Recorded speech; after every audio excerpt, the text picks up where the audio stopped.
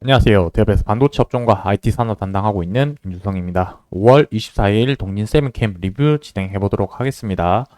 자, 오랜만에 동진 세미캠 리뷰 진행해 보는 것 같은데 그동안 많은 이슈 사항이 있었고 오늘 또한 또 이슈 사항이 있었는데 그 내용들을 가지고 전체적으로 이제 어떤 방향성을 가지고 동진 세미캠의 투자 포인트를 잡으면 좋을지 대해서 말씀드려 보도록 하겠습니다.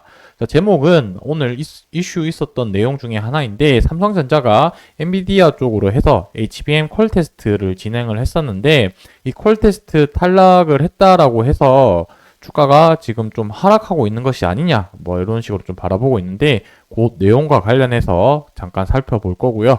그리고 추가적으로 HBM이 전부가 아닌 이유와 전망에 대해서 한번 말씀드려 볼 텐데 제가 이전에 영상을 리뷰를 못했다 보니까 최근에 실적 발표 관련된 내용들을 같이 한번 실적과 리뷰를 해보면서 앞으로의 전망에 대해서 같이 말씀드려 보도록 하겠습니다.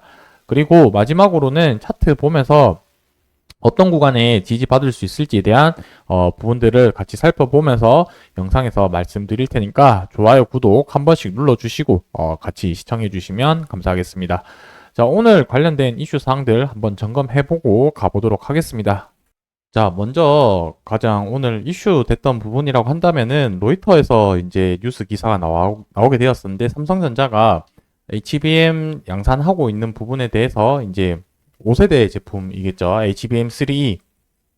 이 HBM3E 관해서 테스트를 하게 되죠. 이제 양산 전에 이 제품이 실질적으로 고객사에서 만족하는 성능을 낼 수 있고 OK 사인이 떨어지는 과정이라고 콜 테스트라고 보시면 될 텐데 그 과정에서 이제 뭐 떨어졌다는 내용이 나오게 되었는데 며칠 전에도 뉴스가 잠깐 뜨긴 했었는데 바로 언론에서 다 통제당하면서 뉴스 기사가 다 링크가 없어졌었거든요. 근데 그럼에도 불구하고 오늘 이런 이슈가 또 나왔던 부분에서는 뭔가 좀 잘 안 되고 있는 상황인 것 같긴 합니다. 그래서 이런 식으로 해서 반박 기사를 냈다라고 했는데 뭐 삼성전자에서는 계속 부인하겠죠. 왜냐면 HBM 이게 지금 실질적으로도 그렇고 엔비디아나 하이닉스 실적에서 나타나고 있는 상황으로 봤을 때는 정말 대단한 고부가가치 상품이기 때문에 삼성전자도 놓칠 수 없을 겁니다. 근데 뭐 이러한 부분들이 지금 계속해서 이제 이야기가 나오고 있다 보니까 만에 하나 삼성전자가 HBM과 관련해서 기술력이 없다라고 판단되었다고 하면은 시장에서 신뢰를 또 잃어버릴 수 있는 문제가 있기 때문에 이런 식으로 좀 적극적으로 막으려고 하는 과정이지 않나라고 생각을 하고 있습니다. 그래서 지난달에 HBM3 방금 얘기했던 이 5세대 제품에 대해서 검증이 실패했다는 결과가 나왔다라는 거 했었는데 뭐 삼성전자가 지금 하이닉스 같은 경우는 양산을 이미 하고 있는 상태인 거고 8단으로 지금 제품을 납품을 하고 있죠. 근데 삼성전자는 12단으로 뭐 납품을 하겠다라고 해서 시장이 이슈가 됐었는데 저는 이때 어떤 생각을 했었냐면 사실상 하이닉스가 HBM3 5세대 제품을 양산 들어갔을 때 삼성전자는 HBM3 4세대도 양산을 못하고 있던 상태였었거든요. 그래서 저는 솔직하게 말해서 좀 거의 좀 실현 불가능하지 않을까라고 개인적으로는 생각을 했었는데 어쨌든 이런 뉴스 기사가 계속 나오고 있는 상황이다 보니까 별로 삼성전자 입장에서 좋지 못한 흐름이다라고 보시면 되겠죠. 아무래도 동진 세미캠도 삼성전자 향으로 해서 이런 그 매출이나 고객사를 가지고 있기 때문에 삼성전자의 이런 부분들은 당연히 좀 부정적인 수밖에 없다라고 지금 시장에서 받아들이다 보니까 오늘 주가가 조금 하락이 나왔다라고 생각을 하고 있습니다. 뭐 그래서 오늘 4% 정도 하락이 나오긴 했는데 이 부분은 제가 뒤에 차트에 관련돼서 한번 말씀드릴 거고 오늘 영상에서 좀 드리고 싶은 말씀들이 많았는데 일단 중요한 거는 실적이 좀 중요하니까 이 부분에 대해서 말씀드려 보도록 하겠습니다. 지금 실적 추이를 우리가 한번 좀 지켜보는 게 중요한데 동진 세미캠이 이제 제일 중요한 키워드는 EUV 관련해서 포토레지스트 국산화 이 부분이 가장 핵심 키워드라고 보시면 될 것 같습니다. 국내 유일의 포토레지스트 생산 업체이다 보니까 이 부분이 왜 중요하냐면 가격 차이가 일단 경쟁력이 있다는 점이 제일 중요할 것 같고 이런 소재 관련된 이제 회사들 같은 경우는 제일 중요한 게 가격이랑 납기거든요. 고객사 입장에서. 아무래도 해외에서 수입을 하다 보면은 일정의 차질이 생길 수도 있는 부분이기 때문에 웬만하면 국내에서 수급을 하는 게 품질만 된다고 하면은 정말 좋은 부분인데 이 부분이 결국에 22년도까지 실적으로 나타났지만 23년도에는 실적이 꺾이게 된 이유는 반도체 업황이 무너지면서 실적이 안 좋아졌죠. 그런 부분들이 이제 실적이 나타났었는데 이번 실적이 의미하는 바는 자, 매출액도 지난 분기에 비해서 올랐고 영업이익도 올라갔다라는 거는 이제 시장이 반등을 하고 있다라는 의미로 또 받아들였으면 좋겠습니다.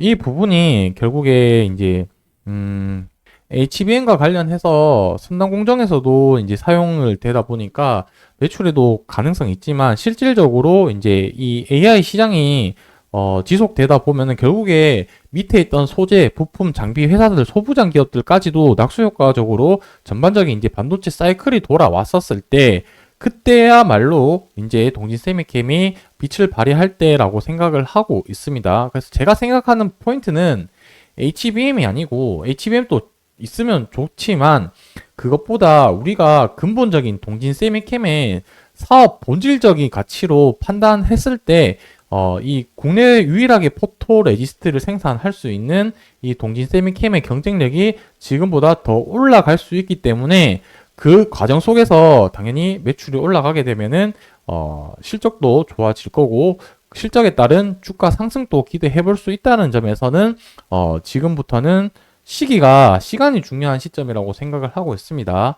자, 그래서 차트를 다시 한번 좀 이제 보게 되면은 오늘 어쨌든 삼성전자 그런 이슈 때문에 주가가 4% 급락을 하긴 했지만 거래량으로 봤을 때는 크게 크리티컬한 모습은 아닌 거로 생각을 하고 있습니다.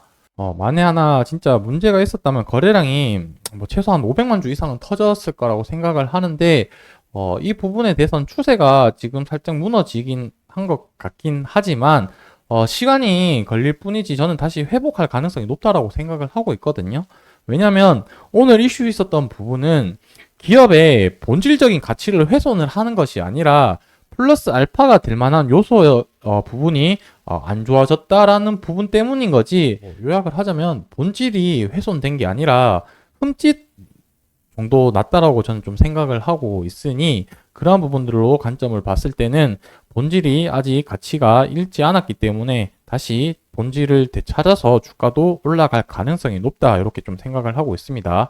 자, 그래서 지금은 이 회색선인 120일 이동평균선을 좀 지지하는 모습을 보이고 있기 때문에 여기서 큰 변동성은 없을 것 같고 이제 좀 다만 아쉬운 점이 동진 세미캠 같은 경우는 주봉 11선을 지금 이탈을 했습니다. 지난주부터 해서 이 초록색 굵은색 선이 주봉 11선인데 보통 주가가 우상향 했을 때 보면은 이 주봉 11선을 계속 위에 지지받으면서 이런 우상향하는 패턴을 보이고 반대로 이탈을 했을 때는 뭐 최소 한 달에서 길면 두 달 정도 또 이런 식으로 조정받고 최근에 또 이제 이탈을 했기 때문에 뭐 한 1, 2주 정도는 좀 더 조정받을 가능성이 있다는 점을 염두를 해두고 우리가 대응하면서 긴 호흡으로 바라봐야 될 시점이지 않을까라고 생각을 하고 있습니다. 그래서 저는 좀 더 보수적으로 생각을 하자면 일봉으로 봤을 때 가격이 241선을 다시 한번 터치할 수 있을 것 같다.